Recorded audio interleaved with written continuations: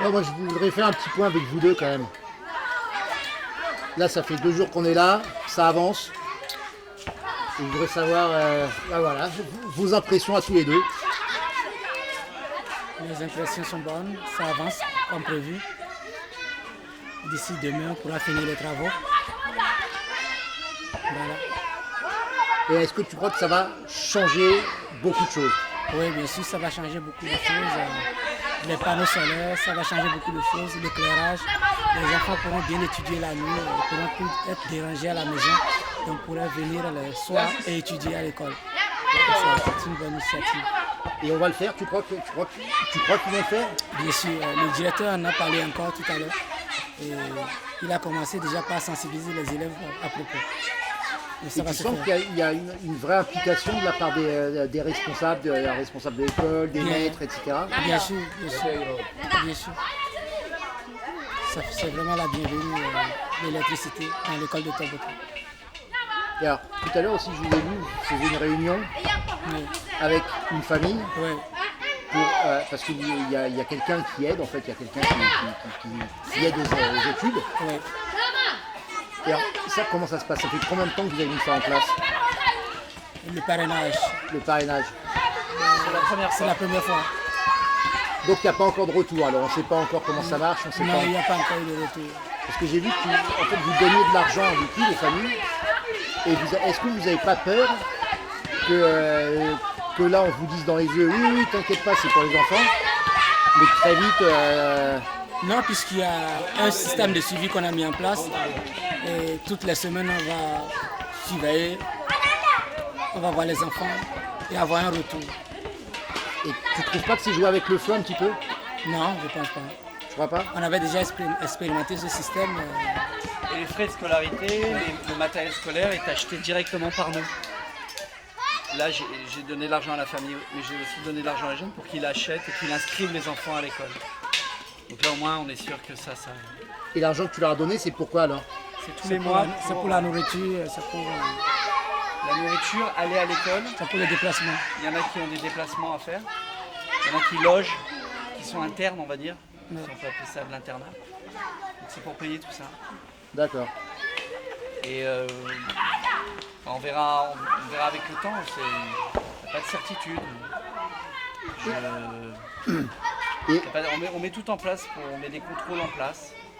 Après, si on voit... Moi, par contre, je suis quelqu'un d'assez radical. C'est-à-dire, je fais beaucoup confiance, mais on ne peut pas me décevoir 2 fois, quoi.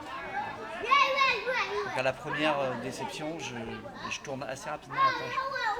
Donc, si ça ne marche pas, on arrêtera et puis on fera autre chose. Il y a tellement de choses à faire. Et ça aurait été pas envisageable de donner l'argent, mais à quelqu'un qui va, un responsable qui va gérer toutes les familles, qui va distribuer au cas par cas, petit à petit. On n'a pas la structure pour. Il y a Eugène, il y a Eugène, Rodrigue, Constance et moi. Enfin, et moi, je suis en France, je compte même pas. Il y a tellement de choses à faire, à suivre. Bah oui, c'est ça. Donc, tu es obligé à un moment de faire confiance à la famille et de leur mettre une épée de Damoclès en disant si jamais un jour on s'aperçoit que l'argent ne va pas ou ne sert pas, on arrêtera tout. Alors est-ce qu'ils comprennent la menace? J'en sais rien, mais en tout cas Eugène à un moment, s'il y a une entourloupe, il le verra. Oui, bien sûr, parce qu'on va suivre. On va suivre, on verra si l'enfant va réellement à l'école. On va voir si les notes, est-ce que les notes montent aussi? Ils ont des précepteurs, ils ont du soutien scolaire. C'est des critères de vérification aussi. Donc si le niveau monte pas, ça voudra dire aussi quelque chose, quoi. Et tu penses que les premiers résultats, tu vas pouvoir faire quand un premier bilan de cette action? Le premier bilan, c'est déjà le premier mois, c'est de voir comment est-ce que vous avez dépensé l'argent. Il vous reste combien? Tout est fini. Ils vont nous dire, j'ai dépensé pour ci, si j'ai acheté ça. Même si ce n'est pas absolu, on aura environ ce qu'ils ont fait avec. Ils vont nous dire. De toute façon, le nerf de la... En tout cas, à mon avis, pour moi, le nerf de la guerre, c'est de contrôler ce qui est fait avec l'argent des dons, quoi. Moi, je sais, je ne veux pas critiquer d'autres organisations, mais il y a des grosses organisations, des grosses ONG. Tu leur donnes 100 €, il y a 50 € qui servent au fonctionnement de l'association. Moi, j'essaie toujours que les 100 € aillent entièrement sur le terrain. Alors après, sur le terrain, ça veut dire dans les salaires des profs. C'est ça aussi le terrain, c'est dans l'achat de panneaux solaires, etc. Mais il n'y a pas de frais de fonctionnement. Et toi, tout ce qui est ton voyage, etc., Je paye de ma poche. C'est pour ça que j'ai 2 enveloppes. J'ai une enveloppe là pour moi, pour tes frais, pour les frais des bénévoles, etc. Ça, c'est une enveloppe à part, mais ça n'a rien à voir avec l'argent de l'association. Je vais même te dire, même l'eau, la nourriture qu'on a achetée, tout ce qu'on mange depuis le début, c'est nous qui nous le payons. Voilà, c'est pas du tout avec l'argent de l'association. L'argent de l'association, les dons vont à la population. C'est pour ça que quand je vois ce que ça me coûte, demain je m'aperçois que l'argent des parrainages, en plus qui n'est même pas mon argent, qui est l'argent donné par des parrains français, je m'aperçois que c'est pas mal utilisé. Je serais tellement déçu que c'est pour ça que quand je te dis que je suis radical, ça arrêtera d'un coup, quoi. Pareil, les panneaux solaires, il y en a 2. Avant d'en mettre d'autres, je vais voir si ça fonctionne bien. Parce qu'on m'a raconté tellement de choses sur des fois ce qui arrivait à des panneaux solaires en Afrique, que les batteries disparaissaient, qu'il y avait des gens qui prenaient le câblage. Il y a une part d'égoïsme aussi dans certains cas. Si ça arrive ici, ça sera les seuls panneaux solaires qu'il n'y aura jamais eu, quoi. Mais je pense pas, j'ai confiance en eux. Je crois qu'on peut avoir confiance en eux. Bien sûr. On peut avoir confiance et puis ils sont conscients, ils en ont besoin, ils vont prendre soin de cela. Toutes les autorités du village, toutes les autorités de l'école. Et de toute façon, toi, tu es là pour serrer la vis. Bien sûr, je suis là, je vais contrôler. Et s'il y a un petit souci, j'informe Jeff et puis ça va s'arrêter. Et tu arrives à contrôler sans faire le gendarme? Oui. Contrôler sans faire le gendarme, tu veux dire sans être la obligé de souplesse, menacer ou de la souplesse dans la fermeté, c'est ça que tu veux dire? La souplesse dans la fermeté, c'est ça? C'est ça, ouais. Bien sûr. On n'est pas obligé de faire le gendarme, mais à chaque fois je viens, je vois, je regarde, je jette un coup d'œil. Et quand j'ai des remarques, je fais des remarques. Et si ça ne suit pas, on n'est pas obligé de continuer. Tout à l'heure, j'ai essayé de distribuer des t-shirts à des enfants. J'ai compté le nombre de jeunes qui jouent au foot et j'ai pris exactement le nombre de t-shirts dans les bras pour leur distribuer. C'est impossible. Tout de suite, ils sont venus vers moi. Jeff. Et je leur ai dit attendez. Et il y en a un qui a commencé à arracher un t-shirt de mes mains. Ça, c'est inadmissible pour moi. Alors, s'ils ne sont pas capables de... Donc la distribution des t-shirts s'est arrêtée immédiatement.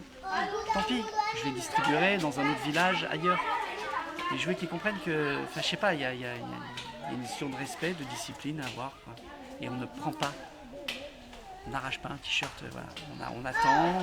Et ça, c'est très très dur. Hein. Je sais pas si tu as vu hier la distribution de vêtements. Chaque fois, ça c'est un truc, il n'y a aucun progrès là-dessus. Il n'y a aucun changement de mentalité là-dessus. C'est à chaque fois la guerre. Et c'était, je ne sais pas si c'était pire quand c'était à cas des enfants. On était pris d'assaut. Ils n'arrivent pas à se discipliner, je dis même pas se mettre en rang par 2, quoi.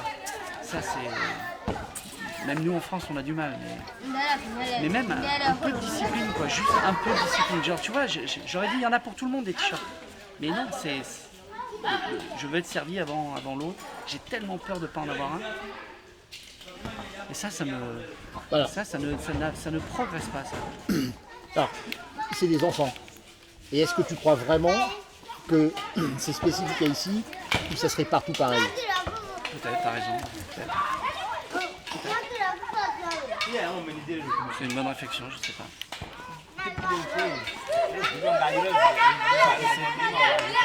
J'ai pas fait d'expérience ailleurs, donc je ne peux pas te dire. Faut que tu viennes faire la même expérience en France. Oui. Non, mais je lui ai dit qu'en France, si tu disais... il y en aura... alors peut-être qu'ils ne comprennent pas, j'aurais dit il y en aura pour tout le monde, c'est moi qui les donne. Mais non, c'est tout de suite, envahis et là ça commence à tirer, à se battre. Moi ça c'est inadmissible.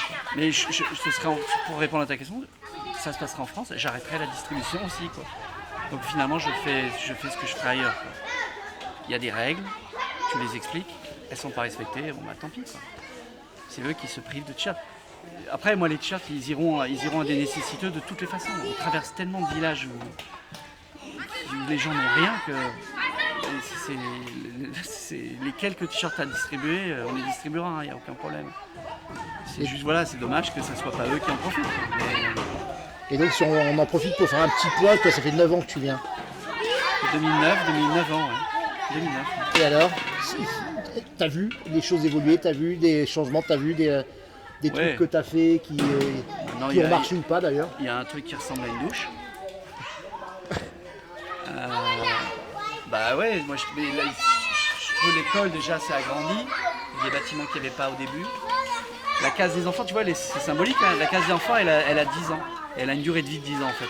Les toits, la chaume, la durée de vie d'un toit en chaume c'est 10 ans et tu vois, hop, je suis à la deuxième génération, j'étais à la première, j'attaque la deuxième génération de la case des enfants. Donc tu vois, je mesure, je me dis tiens c'est pérenne quoi. Et le mec m'a dit, je discutais avec lui hier, il m'a dit vous êtes tranquille pour 10 ans. Tu vois, je me dis tiens c'est un investissement, je suis tranquille, les panneaux solaires, si Dieu veut, c'est parti pour des années de... Si c'est bien entretenu, si ils sont formés, mais la case des enfants, tu vois, elle a été bien entretenue, parce qu'on n'a pas fait les réparations au bout de 3 ans, au bout de 4 ans. On a attendu 9 ans, tu vois. Donc, ce qui est, la durée moyenne, je crois même qu'en 2009, la case était déjà construite. Hein. Donc je crois qu'elle a vraiment 10 ans, quoi. C'était en 2008 que ça a été construit. Elle a vraiment 10 ans. Donc elle a été bien entretenue parce qu'elle a tenu 10 ans, ce qui était la durée normale, quoi. Après, sur les mentalités, c'est difficile. En si peu de temps, je ne sais pas si vraiment profondément les mentalités ont changé. Mais qu'est-ce que tu dirais, toi, Eugène? Oui, profondément par rapport aux mentalités, je dirais non. Mais il y a quand même un léger changement. Et ce changement, je l'observe plus au niveau de la jeunesse, pas au niveau des vieux. Les vieux, ils sont déjà bornés, ils ne peuvent pas. C'est ce que je te disais hier. Il faut faire une croix sur une génération. La génération des adultes, tu ne changeras pas leurs habitudes. Puis en plus, c'est des habitudes... déjà, ils ne parlent pas français, on est obligé d'avoir un traducteur. Et eux, tu leur expliques qu'il faut se laver les mains, il faut que les enfants aillent à l'école. Ça ne sert à rien. C'est pour ça qu'il faut arrêter de perdre du temps avec eux. C'est pour ça que je reconcentre les moyens de l'association sur l'éducation. C'est sur eux, là.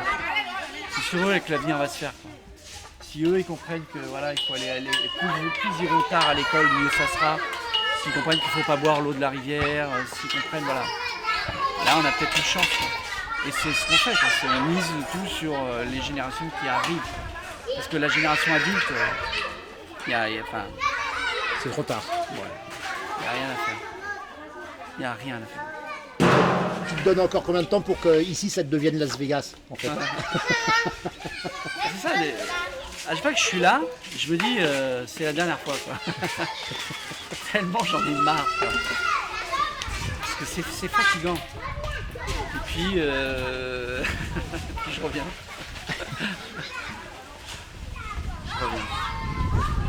Eugène, un dernier mot. T'es notre maître, notre guide. Un dernier mot, je suis content de vous, de vos investissements et de votre participation au développement de Tobota. Merci à vous et aux généreux donateurs. Et toi, Eugène, c'est une bonne question. Est-ce que tu t'es fixé une limite dans le temps en disant tiens, en 2020, 2024, je ne sais pas quelle année, j'arrêterai, le village, il faudra qu'il fonctionne en autonomie totale? Oui, que ça fonctionne en autonomie, ça dépend de quel point. Ça dépend. Quand je prends le domaine éducatif, le domaine scolaire, de génération en génération, il faut soutenir les enfants. En fait, c'est un puits sans fin. Tu vois, le dispensaire là qu'on a vu ce matin, c'est le Rotary qui nous a permis de le remettre, de le refabriquer. c'est des amis qui m'ont, Alexandre Lecomte, qui m'a acheté tout le matériel médical à l'intérieur. Donc tu te dis, bah, c'est bon, ça y est là. Et en fait, tu t'aperçois que maintenant, il faudrait un panneau solaire pour pouvoir que les frigidaires qui renferment les vaccins puissent rester frais. Donc et il y a autre chose. Et puis il y a un puits aussi à faire avec un château d'eau. Et donc on va le faire, on va certainement le faire. Et puis après, il y aura encore autre chose. C'est ça qui est angoissant. C'est que chaque fois que tu fais un truc, il y a quelque chose qui arrive derrière. Qu'est-ce qui arrive encore? Autre chose que deux salles de classe. Mais tu comptes le nombre de salles de classe qu'il y a, donc il faut encore mettre des panneaux solaires. C'est une sorte de SimCity en grandeur réelle, quoi. C'est pas mal vu. Ouais. C'est un peu comme si quelque chose est fait, mais il y a beaucoup à faire. On Il y a a fait un toujours, puits. toujours. Parce qu'il y a beaucoup à faire. On a fait un puits et le puits marche plus. Il faut réparer le puits. Ça part presque du néant, quoi. Et puis quand ça part presque du néant, il y a toujours beaucoup à faire. Et alors, Tout à fait le ça. puits, il marche plus depuis quand? Le puits marche. Non, mais Quand nous, vous calculez, ah oui, de forage de l'adduction d'eau villageoise. Là oui, les canalisations sont abîmées. et donc il faut Il réparer. faut réparer. Donc ça coûte de l'argent. Et alors, est-ce qu'il n'y a pas aussi une action à mener là-dessus? C'est-à-dire que des panneaux solaires, c'est bien, un puits, c'est bien, mais s'il n'y a personne qui est capable de le réparer Oui. ou de l'entretenir, Déjà au niveau des autorités du village, autorités municipales, ils pensent déjà à la question et puis ils sont en train de mobiliser des ressources pour le faire. Et donc il faut que la partie population, la partie villageoise aussi joue sa partition dans le développement du village. Donc tout ne peut pas être fait par la France, par ceux qui viennent aider de l'extérieur. Les villageois doivent aussi donner leur part. D'où, voilà, ce côté-là, ils sont en train d'y penser. Mais là-dessus, je suis assez d'accord avec toi. Moi, je suis plus critique que Gênes. Je trouve qu'il compte un peu trop sur nous. Je trouve. Tu vois, le toit de Chaume, là, de la case des enfants, c'est des gens qui sont pas du village, qui viennent poser le toit de Chaume. C'est généralement qu'on paye une entreprise qui vient d'Abomey Calama. Voilà, moi je comprends pas ça. Je me dis mais c'est dingue, il y a 4000 habitants. Il n'y a pas 3-4 personnes qui maîtrisent l'art de la toiture en Chaume. Et c'est pour tout pareil. Ça doit être une canalisation qui est bouchée, je sais pas quoi. Ils peuvent pas prendre des pioches, creuser, réparer eux-mêmes, quoi, bricoler. ils peuvent le faire, mais Je sais pas. Ils n'ont pas l'expertise, c'est surtout ça. Ils n'ont pas l'expertise. Et alors, Et justement, d'où c'est Le toit important. de Chaume, Le toit de chaume, ils ne savent pas faire ce système de toit de chaume. c'est compliqué. Ouais. Tu peux pas apprendre. Mais Là, ils peuvent apprendre, mais Il y avait 4 personnes, Eugène. Il y a Ils 4 peuvent personnes pas dans apprendre. l'entreprise. Il y a personne. T'as Du vu village. les villageois regarder il comment n'y a, ils il y a que Jacques qui va de temps en temps regarder et qui donne Il n'y a un que coup Jacques. de main. Il n'y a que Jacques. Mais pourquoi il n'y a que Jacques? Pourquoi il n'y a pas 40 Tiens, personnes voilà. qui regardent, qui disent comment tu fais? Ah d'accord, bah, la prochaine fois, dans 10 ans, le prochain toit, c'est nous qui le faisons. Ouais. C'est D'où il y a impossible. un gros problème de sensibilisation. mais alors, est-ce que ça peut pas être justement être une action à mener en disant les gars, les panneaux solaires, je veux que vous soyez tous là pour voir comment ça se fait. Je veux que le toit en chaume, Les panneaux mecs qui solaires viennent à le la faire, limite, vous les soyez panneaux- là ouais. et que. Les panneaux solaires, à la limite, il y a de la technicité. Et encore, hein, j'ai demandé à l'entreprise, parce que là, on les importe de France, j'ai demandé, mais tu peux pas les fabriquer ici? Donc là, il est en train de faire un prototype. Mais le toit de chaume, je sais pas, je suis pas alors, vraiment. Mais c'est des végétaux tissés, enfin voilà. Et puis il y a peut-être une science pour les poser bien, etc. Mais Ça s'apprend. Ça s'apprend. Ouais. Et ils peuvent apprendre, c'est sûr. Ils peuvent il y a apprendre. personne, il y a une personne du village qui a regardé, qui a posé des questions. Moi, ça me rend dingue ça. Et ça, Ça, il n'y a pas une action à mener pour leur dire voilà, Du ciment, c'est difficile de faire du ciment. non, enfin, T'achètes des sacs de ciment, t'apprends. Là, t'as vu des gens regarder comment ils faisaient pour faire une dalle de ciment? Bah, non, bah, donc la prochaine fois, on fera encore revenir une entreprise de l'extérieur du village pour, bah, cette fois, ça sera cette dalle-là qu'on fera. Et à aucun moment, les villageois vont dire non, mais c'est bon, on va le faire nous, quoi. On a vu comment on fait. ouais, mais alors ça justement, est-ce que ça c'est pas entre guillemets presque enfin, de ta faute entre guillemets, c'est-à-dire ouais. que là, pendant que les mecs étaient là, de ne pas avoir qui, prévu mais- avant en disant ouais, les gars, ouais. voilà, cette année on vient, on va faire une dalle de ciment.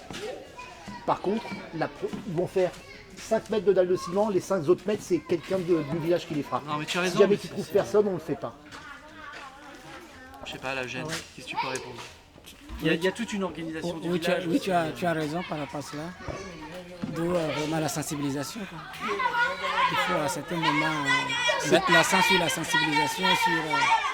C'est même pas de la sensibilisation, c'est pareil, c'est un peu le même carotte. système, la carotte. C'est-à-dire que on va te faire la moitié de la dalle, l'autre moitié c'est un villageois, il ne fait rien. Voilà. Si t'as pas appris, tant pis. Et Tu rates attends, la moitié. et avant, t'as vu qu'on pour venir au village, on doit prendre une pirogue. Avant, je devais payer la traversée de la pirogue. Donc on amène 200 kilos d'affaires pour eux. Et je dois payer quelqu'un pour traverser en pirogue. C'est pas moi. Alors là, moi, le jour j'ai pété un plomb, c'est il y a 2 ans.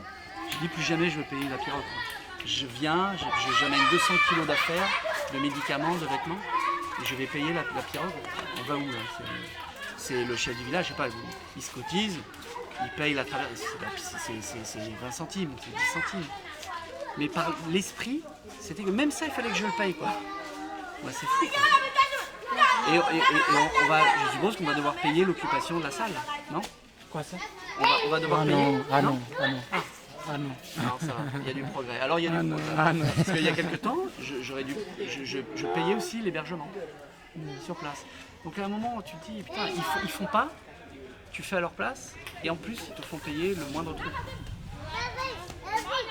Et je trouve, moi, là, et pour ça, je trouve que le village ne progresse pas, quoi. Pour ça, je trouve que le village ne progresse pas. Un jour, j'ai vu un agriculteur bêcher son coin, il plantait des tomates. Ils étaient 5 ou 6 sous l'arbre, à l'ombre, à le regarder faire. Moi, j'arrive pas à comprendre.